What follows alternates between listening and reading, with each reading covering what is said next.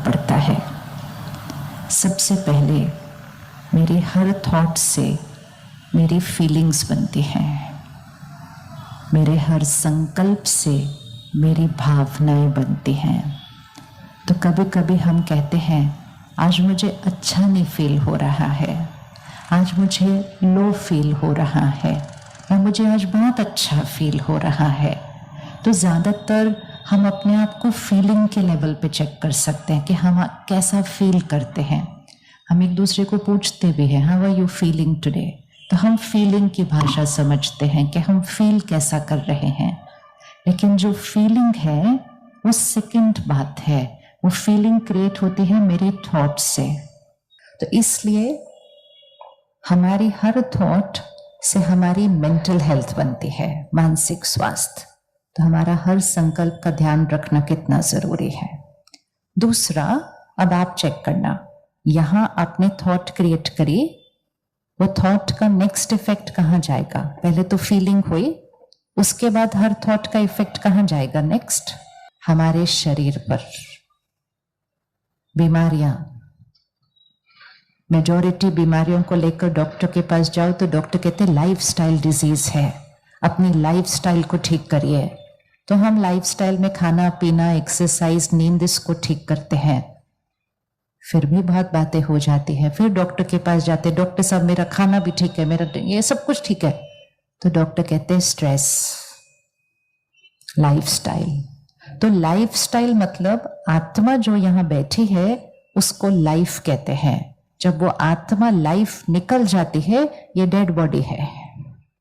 तो जब डॉक्टर हमें कहे लाइफस्टाइल को ठीक करिए, तो लाइफस्टाइल मतलब सोचने का तरीका, बात करने का तरीका, व्यवहार करने का तरीका, काम करने का तरीका। तो मेरे हर संकल्प का प्रभाव मेरे शारीरिक स्वास्थ्य पर पड़ता है। उसके बाद नेक्स्ट फीलिंग्स, हेल्थ। नेक्स्ट कहां जाएगी हर वाइब्रेशन? हमने जिसके बारे में सोचा, चाहे वो उसी कमरे में बैठा है, चाहे वो दूसरे देश में बैठे हैं। हम फोन उठाकर मैसेज टाइप करें, फिर वो मैसेज वहां भेजे, उसमें तो कुछ सेकंड या 1 मिनट लग जाता है, लेकिन जैसे ही आपने थॉट क्रिएट किया वो दूसरे तक पहुंच जाता है। आज हम रिश्तों में बहुत मेहनत करते हैं, क्योंकि हम रिश्तों में बोलते क्या हैं, व्यवहार क्या करते हैं, एक दूसरे के लिए करते क्या हैं, उस पर मेहनत बहुत करते हैं। हम सोचते क्या हैं एक दूसरे के लिए, उस पर हम ध्यान नहीं देते। और इसीलिए इतनी मेहनत करने के बावजूद भी रिश्ते थोड़े से, किस किस को लगता है रिश्ते पहले जितने मजबूत थे उससे थोड़े से कम है, थोड़े से हिल जल्दी जाते हैं आजकल। मिसअंडरस्टैंडिंग जल्दी हो जाती है, गांठें जल्दी आ जाती हैं, फिर गांठें आ गई तो खोलते नहीं है, बातों को पकड़ के रखते हैं, झुकने की शक्ति नहीं है, बात को खत्म करने की ताकत नहीं है, क्षमा करना मुश्किल लगता है। इसीलिए रिश्ते बिखरते जा रहे हैं। और वो शब्द डिवोर्स जो 25-30 साल पहले रेयर हुआ करता था, होता था तो लोग बताते भी नहीं थे, कहते थे बताना भी नहीं किसी को हुआ है, आज आम होने लग गया, आम होने लग गया। हमारे पास जब कपल्स आते हैं तो हमें तो 25-30 साल से दिख रहा है कि समाज में परिवर्तन किस डायरेक्शन में जाता है। तो 20 साल पहले तक कॉन्क्रीट रीजन होता था कि क्यों अलग होना है, और बड़े बड़े रीजन होते थे। फिर 10 साल पहले तक छोटी छोटी रीजन में भी नहीं, हमें नहीं रहना, हमें नहीं रहना, इतनी सी बात में हम नहीं एडजस्ट कर सकते इतना। अब जो होता है, कहते हमें नहीं रहना इनके साथ। तो क्यों नहीं रहना? तो बस नहीं रहना। बट अरे कोई रीजन होगा ना, ऐसे कैसे नहीं रहना? मुझे इस रिश्ते में इनसे कुछ नहीं मिल रहा है।